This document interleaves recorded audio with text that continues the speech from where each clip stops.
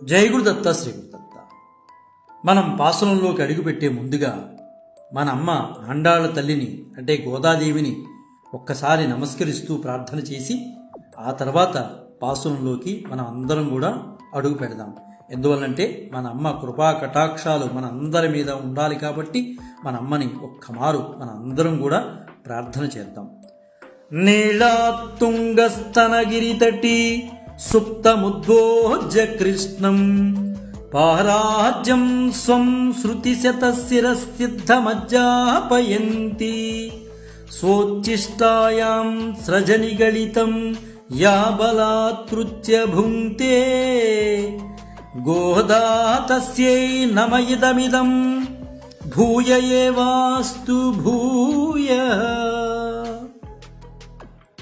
తెలుగులో నీలోన్నతస్తనగిరిచర్యలన్ నిదురించు శ్రీకృష్ణ సింహమును ప్రేమారమేల్కొలిపి ఉపనిషత్ సిద్ధమౌ శేషత్వార్హతను తెలియజెప్పి ఆ ముక్తమాల్యముల ఆతనిని బంధించి భోగించు గోదమ్మ నీకిదే వందనము వందనము పాదాభివందనము.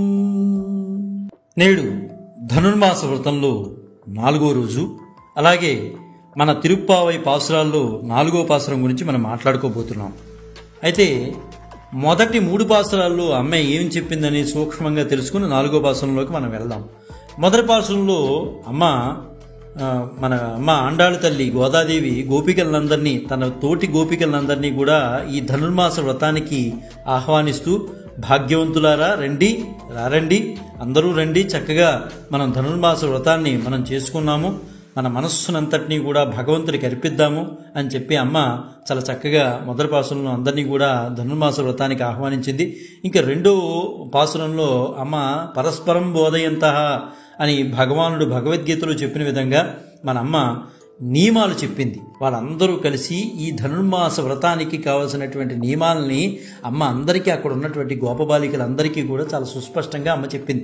అలా ఒక 10 నియమాలను అమ్మ చాలా చక్కగా 2వ పాసురంలో చెప్పడం జరిగింది. అందుకనే ధనుర్మాసం మొత్తం అంతా కూడా పాసురాల్లో, ఈ తిరుప్పావై పాసురాల్లో 2వ పాసురాన్ని నియమాలకి సంబంధించిన పాసురంగా మనం మాట్లాడుకుంటాం.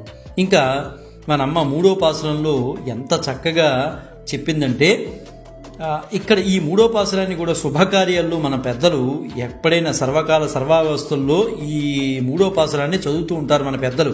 అంటే శుభప్రదమైంది. ఎందువల్లంటే వామనావతార ఘట్టం అనేది ఈ 3వ పాసురంలో వస్తుంది. మనం మాట్లాడుకున్నట్లుగా వామనావతారం చదివితే, ఆ ఘట్టం చదివితే ఇల్లు కానీ దేశం కానీ అన్నీ కూడా ప్రపంచం కానీ సుభిక్షంగా ఉంటాయి. అందువల్ల వామనావతార ఘట్టం అనేది ఈ 3వ పాసురంలో వస్తుంది. అక్కడ అమ్మ చెప్తోంది, పెరిగి లోకాలు కొలిచిన పురుషోత్తముని నామాన్ని కీర్తన చేసి మేము ఈ వ్రత స్నానం చేస్తే దేశమంతా నెలకు 3 వానలు కురిసి ఈతిబాధలు లేకుండా సుఖంగా ఉంటాయని, చేపల గురించి, కలువల గురించి, నిద్రిస్తున్నటువంటి తుమ్మెదల గురించి అమ్మ చాలా చక్కగా చెప్పుకుంటూ వస్తూ గోవుల గురించి కూడా అమ్మ చెప్పింది. పొదుగు నుంచి కొండ పట్టుకెళితే పొదుగు నుంచి పాలు అలా కారిపోతూ ఉంటాయి. అంటే త్రివిక్రముని యొక్క నామాన్ని మనం పట్టుకున్నట్లయితే, నామ సంకీర్తన చేస్తే ఇవన్నీ సుభిక్షంగా ఉంటాయని మన ఆండాళ్ళ తల్లి శుభ సంకల్పం చేసింది. కాబట్టి ఈ 3 పాసురాల్లో అమ్మ చాలా చక్కగా మనకి అన్నిటికీ కూడా అమ్మ చెబుతూ వెళ్ళింది. ఇప్పుడు ఈరోజు మన 4వ పాసురంలో అమ్మ ఏం చెబుతోందనేది మనం సూక్ష్మంగా తెలుసుకోవడానికి ప్రయత్నం చేద్దాం. భగవత్తత్వం అనేది 5 విధాలుగా ఉంటుందండి. ఈ 5 విధాలుగా ఉంటుందని మన ఆగమాలే చెప్తున్నాయి. తిరుప్పావైలోని 1వ పాసురము పరమపదంలోని నారాయణ పరతత్వాన్ని తెలియజేస్తుంది. తిరుప్పావై 1వ పాసురం చదివితే ఏం తెలుస్తుంది మనకంటే నారాయణ పరత్వాన్ని మనకి చాలా స్పష్టంగా చెబుతుంది. 2వ పాసురం ఏం చెప్తుంది అంటే పరవాసుదేవ వ్యూహతత్వాన్ని మనకి తెలియజేస్తుంది. మరి 3వ పాసురం ఏం చెప్తుంది? వామనావతార విభవతత్వాన్ని మనకి తెలియజేస్తుంది.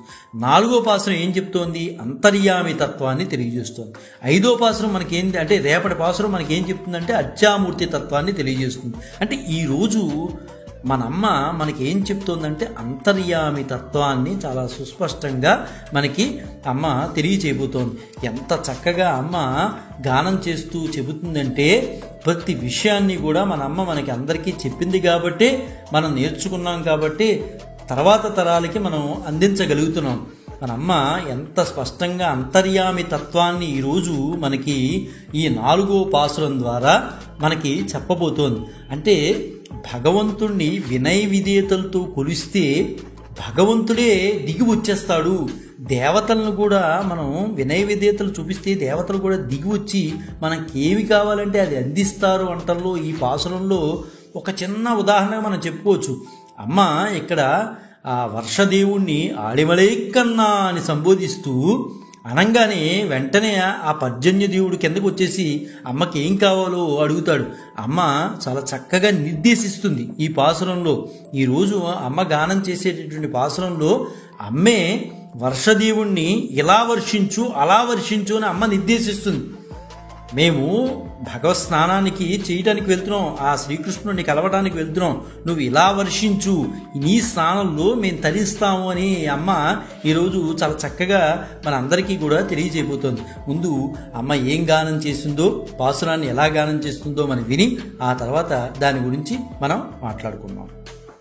ఆడిమలై కన్నా ஆழிமலை கண்ண ஒன்று நீக்கை கரவேல் ஆழியுள் புக்கு முகந்து கொடார் தேரி ஊழி முதல்வனுரவம்போல் மையக்கரத்து பாழியந்தோளுடை பற்பனாபங்கையில் ஆழி போல் மின்னிவல் வம்புரி போல் நிரந்தறிந்து தாழாதே சங்க முதைத்த செரமுளை போல் வாழ உலகினில் பெய்யாதிடாய் நாங்களும் மார்களில் நீராடி மங்கிள்ளேலோ ரெம்பாவாய்.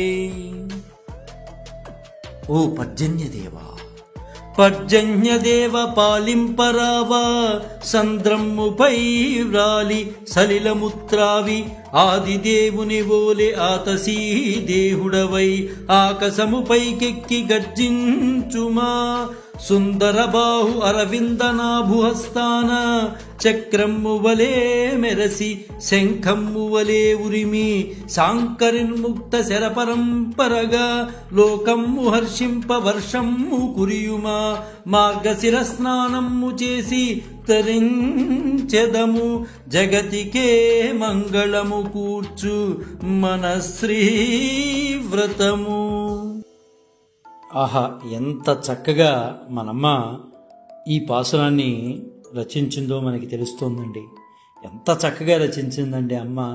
భగవత్ అనుభవం లేకపోతే అటువంటి మాటలు రావు. సాక్షాత్తు మనమ్మ లక్ష్మీ స్వరూపం కాబట్టే చక్కగా ఆ మాటలన్నీ అలా వచ్చినాయి.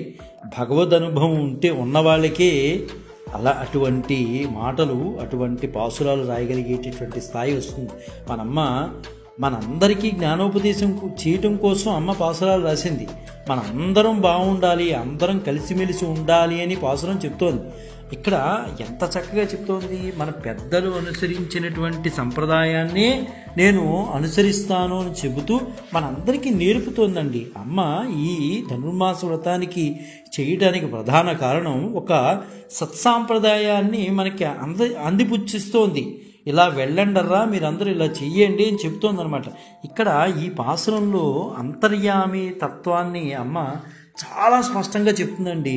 ఈ పాసురంలో ఎంత గొప్ప విశేషం ఏంటంటే అమ్మ వర్షదేవుణ్ణి ఆడిమళక్కన్నా అని పిలవగానే ఆ గంభీరమైన వర్ష నిర్వాహకుడైన పర్జన్యదేవుడు ఆమె వెంటనే ఆమె ముందు సాక్షాత్కరిస్తాడు.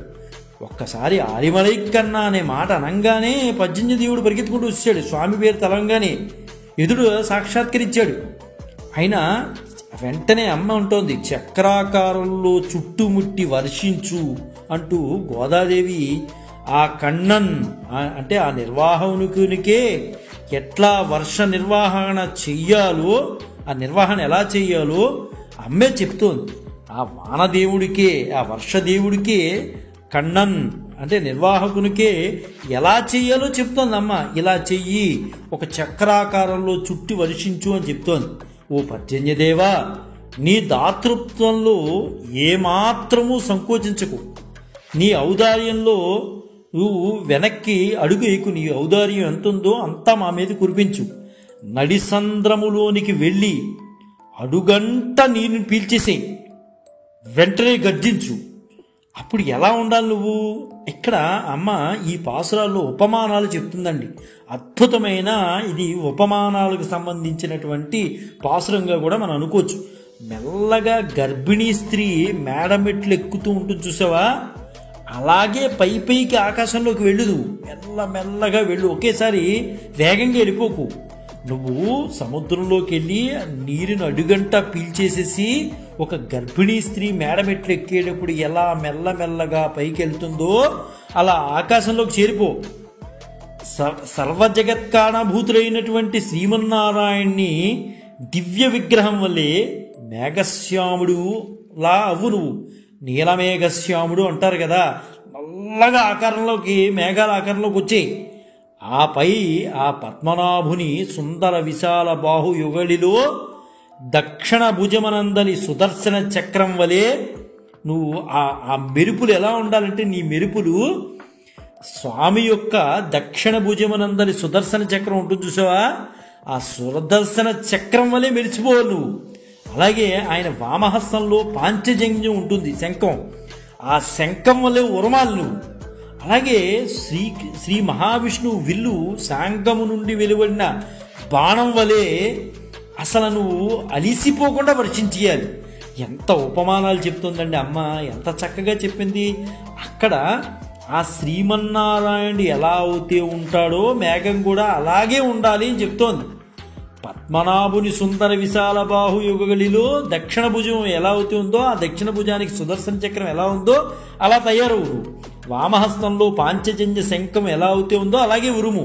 మహావిష్ణువు యొక్క విల్లు శాంఖము నుండి వెలువడిన బాణం ఎలా అవుతే ఉందో అలాగే బాణం వదిలితే ఎంత వేగంగా వస్తుందో అలా అలిసిపోకుండా వర్షించే. లోకాన్నంతా సుభిక్షంగా ఉంచు. ఎందువల్లంటే, ఎందుకు చెప్తున్నాం ఇదంతా? మేము ఆ స్వామిని కలవటానికి వెళుతున్నామయ్యా. ఆ స్వామిని శ్రీమన్నారాయణని కలవటానికి వెళ్తున్నాం. కలవాలి అంటే వ్రతం చేస్తున్నాం. ఆయన దగ్గర నుంచి పరా అనే వాయిద్యాన్ని సంపాదించడం కోసం వెళ్తున్నాం. ఆ వెళుతున్నాం అంటే స్నానం చెయ్యాలి కదా స్వామి దగ్గరికి వెళ్ళేటప్పుడు. ఆ మార్గశీర్ష స్నానం చేయటానికి నీ దగ్గర నుంచి మేము కోరుకునేది ఏంటంటే, ఇక్కడ నదులు ఎండిపోయినట్టున్నాయి కాబట్టి నువ్వు వర్షించేటప్పటికి అవి అంతా కూడా నిండుతాయి.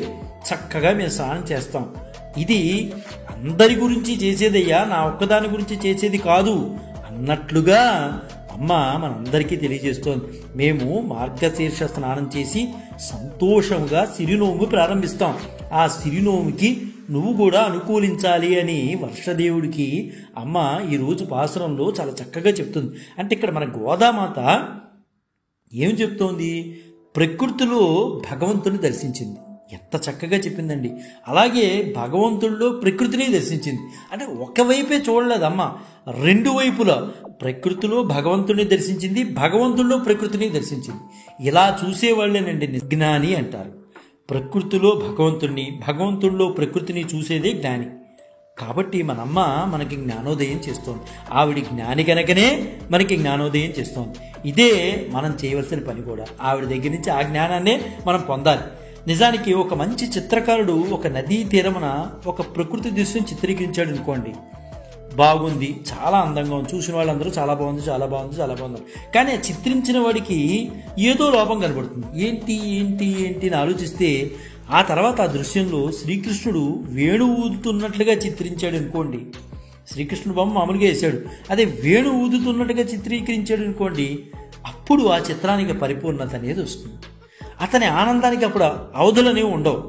మనం కూడా సర్వ విషయాలను కూడా భగవద్ అనుభవంతో, భగవత్ సాదృశ్యంతో మనం పరవశించినప్పుడే అప్పుడు అన్నీ కూడా మనకి సఫలీకృతం అవుతాయి. అదే పాసురం. ఈ పాసురంలో చెప్పేది అమ్మ, దాని ఇతృత్వం ఏంటయ్యా అంటే, ఈ పాసురానికి మన అమ్మ చెప్పేది ఏంటి? ఇదే సర్వ విషయాలు భగవద్భావంతోనే చూడండి, భగవత్ సాదృశ్యంతోనే ఆలోచించండి అని అమ్మ ఈ పాసురంలో ఆండాళ్ళ తల్లి మనకి చెప్తోంది. ఇంకో విషయం ఏంటంటే గోదాదేవి ఇంకొక ముఖ్య విషయమైనా మనకి నేర్పుతోంది. భగవానుడు ఉపమానాలకే ఉపమానము అని చెబుతోంది అమ్మ. భగవంతుడు ఎలాంటి వాడే అంటే ఉపమానాలకే ఉపమానం లాంటి వాడట, అంత చక్కగా చెప్తోంది. అంటూ అడిమలై కన్నయ్య అనడంలో ఆత్మ సస్యాభివృద్ధికి భగవత్ కారుణ్య రసవృష్టిని ప్రసాదించు ఆచార్య స్వరూపమని గోదామాత మనకి తెలియజేస్తోంది.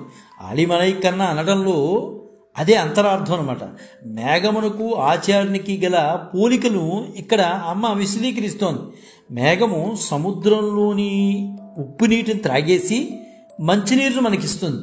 అలాగే ఆచార్యులు కూడా క్లిష్టమైనటువంటి వేదార్థములను సులభంగా సరళంగా చేసి మనకు అందిస్తారు. ఆ క్లిష్టత ఆయన దగ్గర ఉండిపోతుంది, సులభత మనకి తీసుకొచ్చిస్తారు.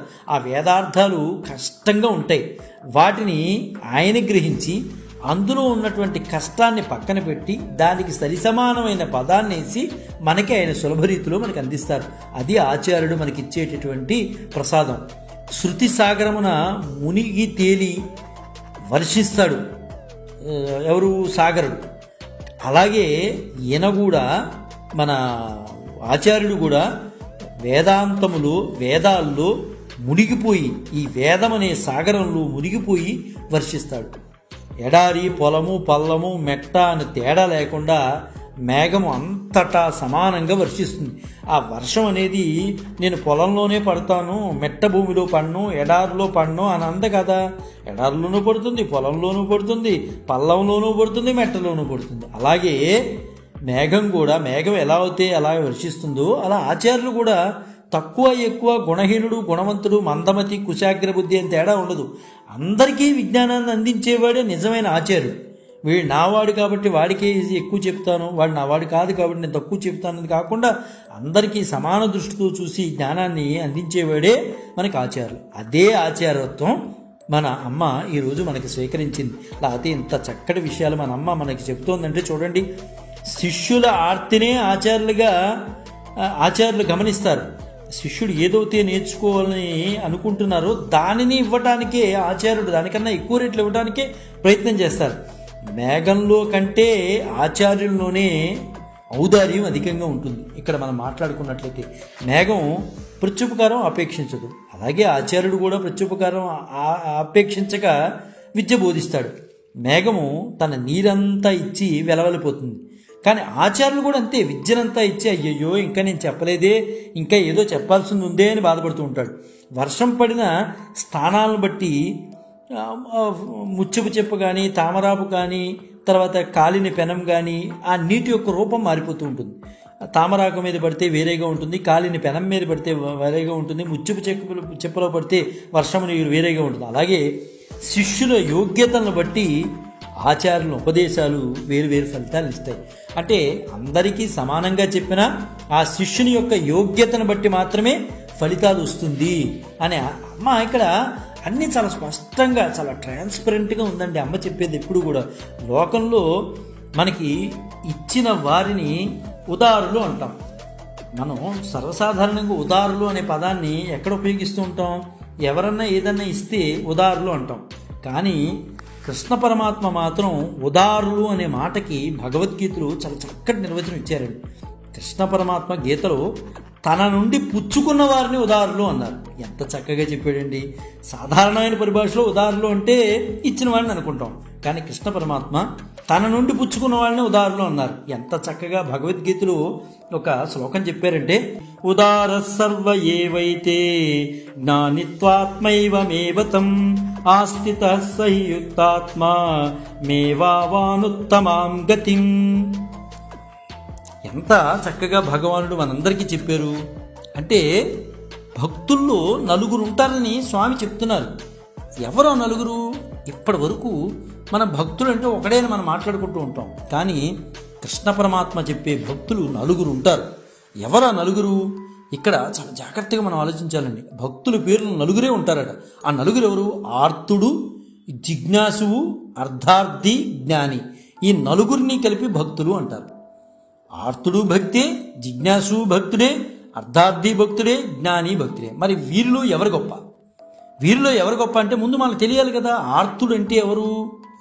ఏదైనా కష్టం వచ్చి పడిపోయింది అనుకోండి, అప్పుడే భగవంతుడు, అప్పుడే గుడికి వెళ్తాడు, అప్పుడే కొబ్బరికాయలు కొడతాడు. 100 కొబ్బరికాయలు కాదు, 1000 కొబ్బరికాయలైనా కొడతాడు. వీడి రోజులో మొహం చూడడు. పండగలు వస్తేనే మొహం చూస్తాడు. వినాయక చవితి వస్తేనే వినాయకుడు, ఇంకా మిగతా రోజుల్లో వినాయకుడు కాదు. అటువంటి వాడు ఆర్తుడు. అంటే వాడికి కష్టం వస్తేనే దేవుడు, కష్టం లేనప్పుడు సుఖాలు అన్నప్పుడు అసలు దేవుడినే పట్టించుకోడు. అటువంటి భక్తుడిని ఏమంటారంటే ఆర్తుడు అంటారు.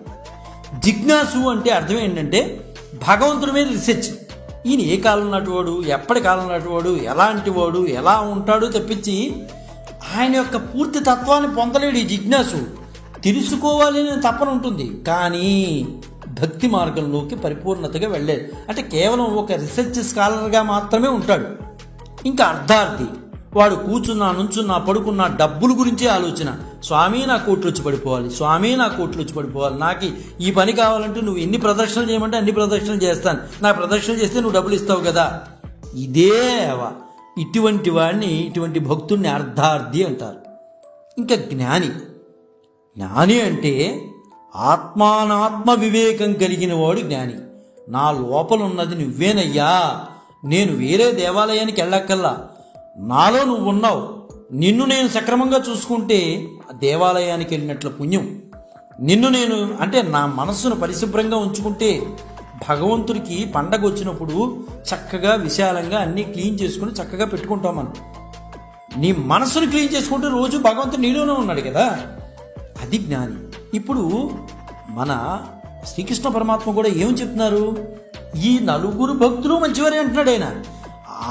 ఆర్తుడిని, జిజ్ఞాసుని, అర్ధార్థిని, జ్ఞానిని తక్కువ చేయట్లేదండి. మిగతా ముగ్గురు కూడా ఆర్తుడు, జిజ్ఞాసు, అర్ధార్థి కూడా మంచివాడే అని చెప్తున్నారు ఆయన. కానీ వీళ్ళ యొక్క నైజం చెప్తున్నారు, వీళ్ళ యొక్క మెంటాలిటీస్ చెప్తున్నారు. కానీ అందు జ్ఞానియో సాక్షాత్తు నేనే. ఆ జ్ఞాని అనేవాడు, భక్తుడు ఎవడైతే ఉన్నాడో సాక్షాత్తు నేనే నా అభిప్రాయము. ఆయన అక్కడ నేనే స్పష్టంగా చెప్పట్లా, అది నా అభిప్రాయం మాత్రమే. ఈ నలుగురు భక్తుల్లో నేనంటే ఎవరయ్యా అంటే జ్ఞాని. అంటే లోపల ఉన్న ఆత్మే భగవంతుడుగా అనుకునేవాడు ఎవరైతే ఉన్నాడో అతనే నేను. ఎంత స్పష్టంగా కృష్ణ పరమాత్మ చెప్పారండి. అతనే సర్వోన్నతుడు అని కూడా స్వామి చెప్తున్నారు. అంటే ఇక్కడ అమ్మ జ్ఞాని అంటే సర్వోత్తమమైనది అమ్మ. సర్వోత్తమైనది కాబట్టే అంత చక్కగా పాసురాన్ని మనకి చక్కగా మనకి అరటిపండు ఒలిచినట్టుగా మనకి అమ్మ మనకి చెప్తోంది. ఈ ఆర్తుడు కాదు, జిజ్ఞాసు కాదు, అర్ధార్థి కాదు, అమ్మ జ్ఞాని. జ్ఞాని అంటే భగవంతుడే జ్ఞాని, జ్ఞానే భగవంతుడు. కాబట్టి అమ్మ ఎవరు? అమ్మే భగవంతుడు. ఎంత చక్కగా ఉందండి. మేఘం నీటితో నిండుగా ఉన్నప్పుడే వర్షం బాగా కురుస్తుంది. అలాగే భగవదనుభవం పరిపూర్ణమైన నాడే ఆచార్యులు శిష్యులను తరింపజేయగలుగుతారు. ఉన్నత స్థానమును ఉన్నవాడే మన కోరికలను తీర్చగలుగుతాడు. అంటే పై స్థాయిలో ఉన్నవాడు వాడి దగ్గరికి వెళ్ళి అర్జీ పెట్టుకుంటే అతను తీర్చేటటువంటి అవకాశం ఉంటుంది. అధికారం లేనివాడు మన కోరికలను ఏం తీర్చగలుగుతాడు? అలాగే మేఘం వర్షించేటటువంటి నైజం కలిగింది కాబట్టి ఆ మేఘానికే అర్జీ పెట్టుకున్నారు. వెంటనే మేఘం అమ్మ దగ్గరకు వచ్చేసి మాట్లాడేశాడు. అలాగే ఉన్నత శీలం గలవాడే ఆచార్యుడు అండి.